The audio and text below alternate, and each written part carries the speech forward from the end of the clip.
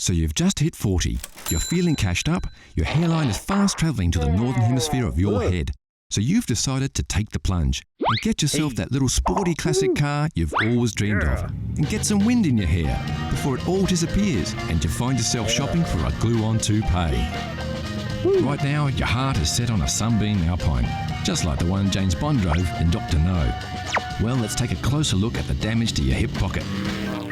There were several models of the Alpine produced between 1959 and 1968.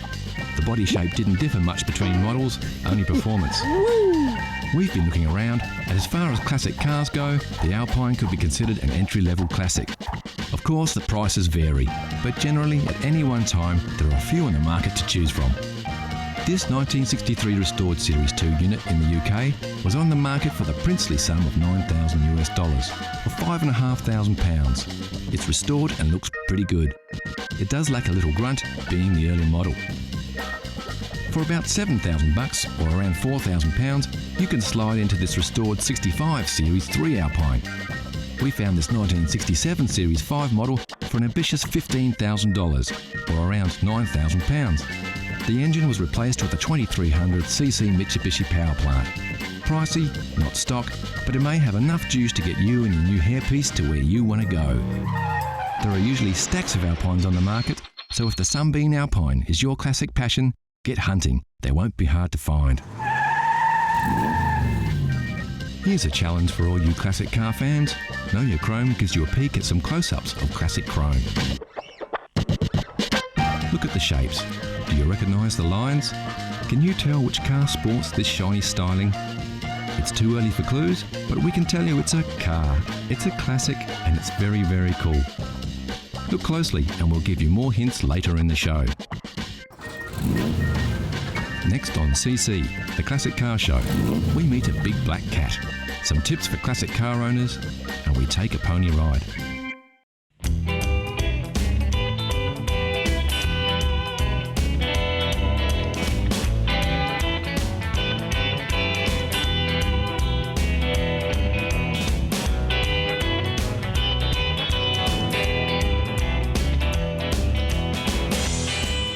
This is a 1959 Chrysler Royal four-door sedan.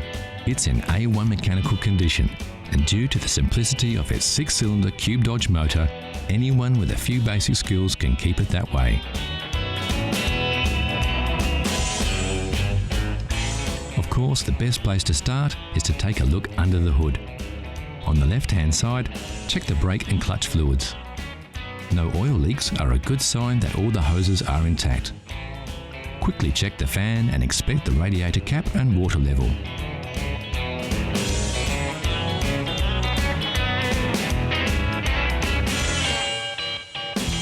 Now take a look from the other side. Check the oil level with the dipstick, then the spark plugs and cables. Inspect the battery terminals to see if they're tight and free from any corrosion. Ensure the top radiator hose is nice and tight and that the fan belt is taut and has no cracks in it. The leads and wires to the distributor cap and starter motor should also be tight. The distributor cap should be clean and high tension leads all in place. Okay, the engine looks good to go, so always fire her up just to make sure she sounds as good as she looks.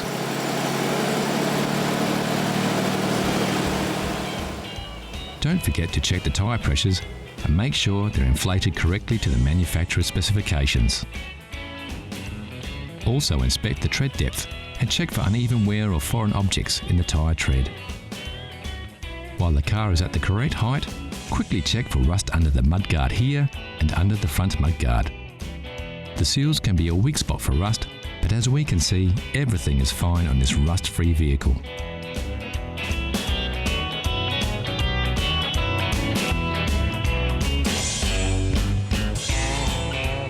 So that's about it. A few simple maintenance checks should keep your Chrysler Royal in great condition for another 50 years. And the best thing of all is that you can roll up your sleeves and do it all yourself.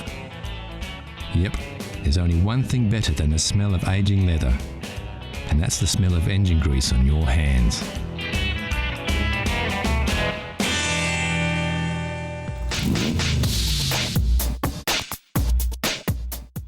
Out of all the cars rolling off factory floors, only a select few will avoid the scrap heap and attain that most coveted of reputations, securing its future as a classic.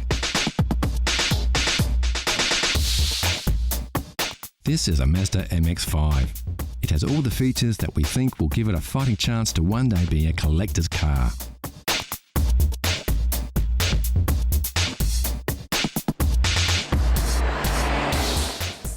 This classic of tomorrow gives you the feeling of the traditional open-top roadster with the modern comforts and technological improvements of today.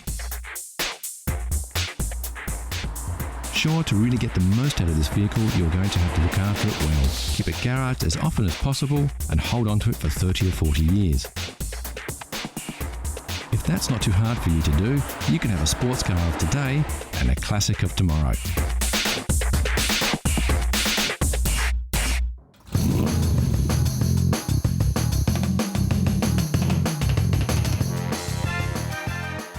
Jaguar has produced a series of elegantly styled and remarkably quick sports cars since the end of World War II, and incredibly, it's a lineage that still continues to this day. The XK series began in 1949 with the XK120, one of the most powerful cars of its day, and reached its peak with the production of the legendary XKE, commonly known as the E-Type Jag.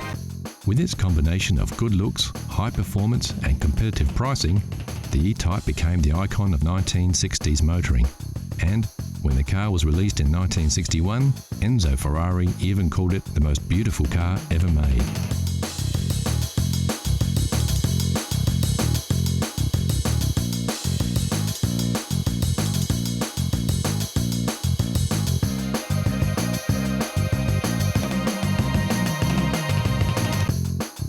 Take a closer look at the E-Type and you'll discover it's the heart and soul of another beast that makes this big car purr, and that's the XK150.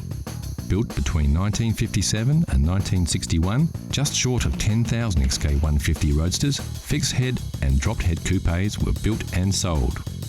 It was distinctively different from its predecessor, the XK140, with its curved one-piece windscreen, wider grille and high wing line along the sides.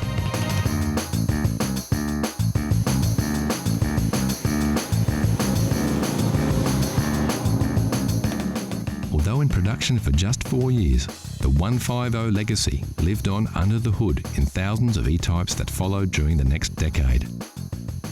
In fact, the Series 1 E-Type was powered by the very same 3.8-litre straight-six XK6 engine that drove the beefed-up XK150S. And boy, what an engine! It pumped out 265 brake horsepower, easily topped 135 miles per hour, and could sprint from 0 to 60 in just 7 seconds.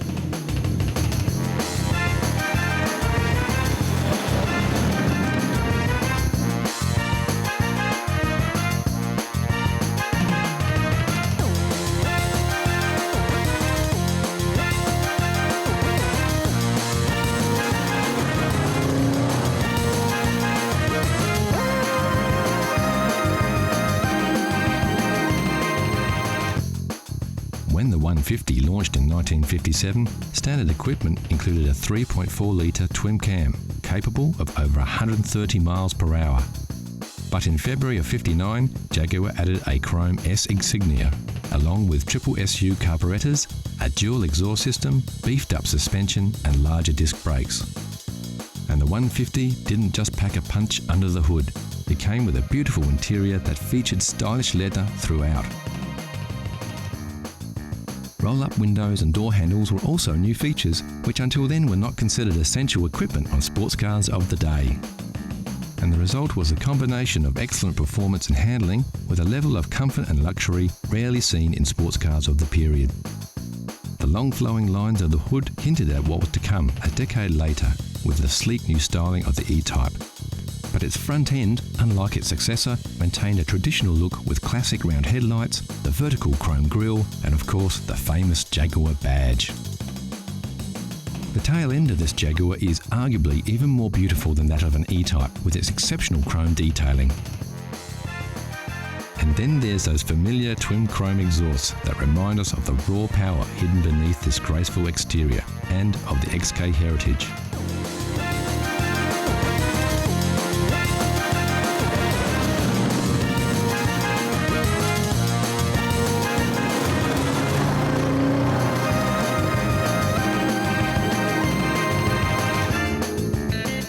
In March 1961, the first E-Type rolled off the production line and into the hearts and minds of the rich, famous and everyone with an eye for beautiful design. And its predecessors, including the 150, were quickly forgotten.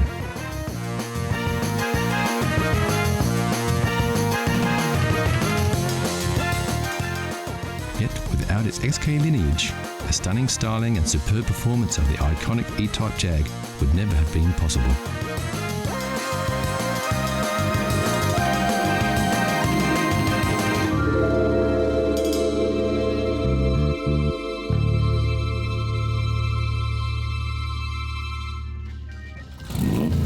So how well did you go with your first peek? How well do you know your chrome? Here's a quick update. Did you guess it right away, or are you still pondering? Take a look at these shots. We're showing you a little more of the car here, so you should be able to pick it. The answer is coming soon.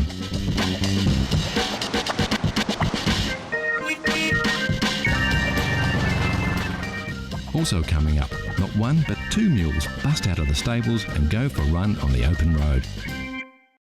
So how well did you know your chrome? If you said it was an MGT, you would be right. The MGT was a launchpad for MG, establishing the British mark as a manufacturer of quality, stylish sports cars, with the MGA, like the model we saw earlier, following in its footsteps.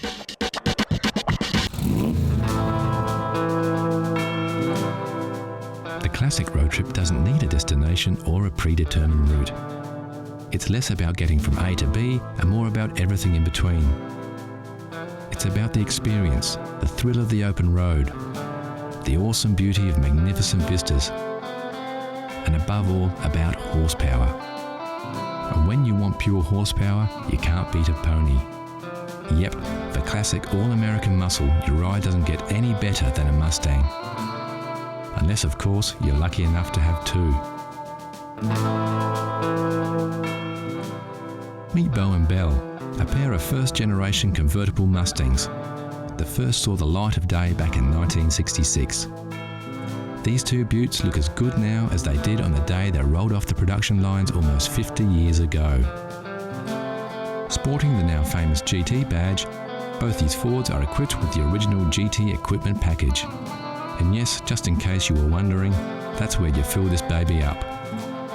When it comes to gas caps, they really don't make them like they used to.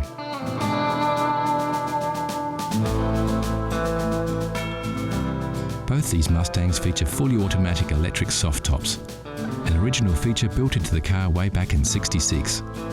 So now that the sun's up, let's get those tops down and let Belle and Bo loose on the open road.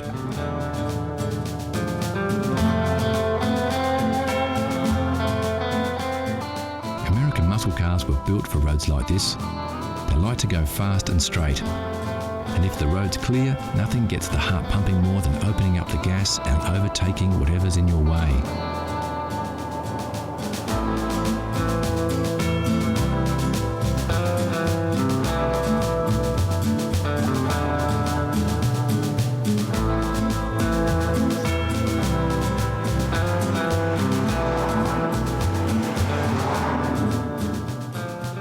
First-generation Mustangs were produced between '64 and '66 and broke all kinds of records when they came out. Over 1.5 million pony cars hit the road in just 2 years, and with so many vehicles out there, tracking down parts is a breeze. It looks like this road trip has taken a quick detour off the beaten track, but as we can see with their short wheelbase and wide track, Belle and Bo look just as good on the dirt as they do on the hard stuff.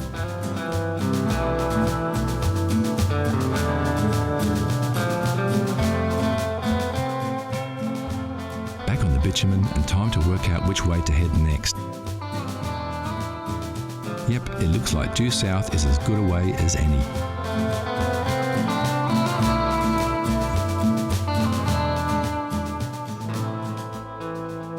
These cars came fitted with many luxury features that are still considered optional extras on many modern cars. Power steering, disc brakes, and even air conditioning were all standard features on Mustangs of the period. Despite their age, driving these Mustangs isn't very different from driving a modern car. Sure, they won't hug the road and don't have the same kind of turning circle, but in terms of ease, they're just the same. The big difference being that today's cars don't have as much style and charisma. So let's pull over and take a closer look at these two beauties. Both cars have their original pony interiors with those embossed stallions that remind us of their majestic equestrian heritage. Both seats are a classic two-tone, while Bell's upholstery is simple and clean. Both interiors are magnificent and their pristine condition belies their real age. Under the hood, these beauts look every bit as good as they do on the outside.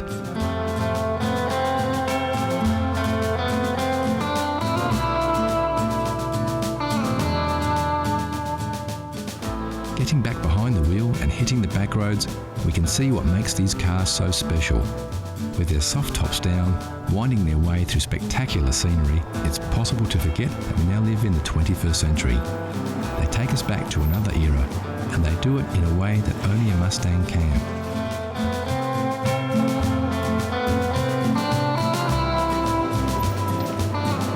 So that's it for this road trip on another road to nowhere. And what better way to bid farewell to Beau and Bell than to watch these two ponies ride off into the distance to who knows where.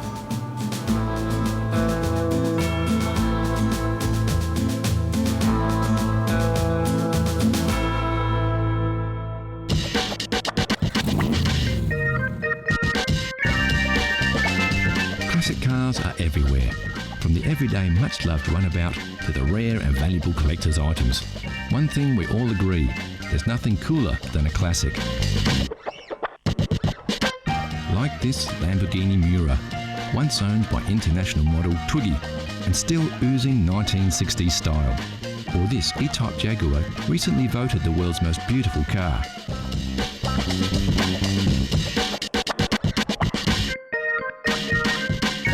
Of course, like you saw in the buyer's guide, you don't have to be rich to drive a classic, you just have to love classic cars.